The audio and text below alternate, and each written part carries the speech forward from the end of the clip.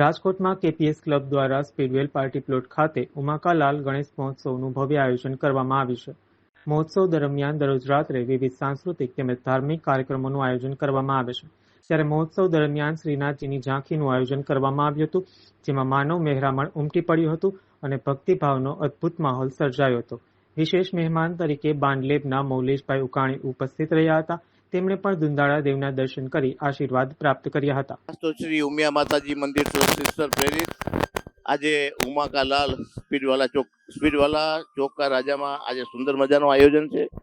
ગણપતિનું દાદાનું તો આયોજન છે જ, પણ સાથે સાથે આ શ્રીનાથજી ભગવાનની ઝાંખી એ પણ આ સુંદર મજાનો પ્રોગ્રામ રાખ્યો છે અને ખૂબ બધા લોકો ભક્તો આજે કૃષ્ણમય થઈ ગયા છે. છેલ્લા 7 દિવસથી આ છે, 3 દિવસ આ ત્રીજો દિવસ છે આજે.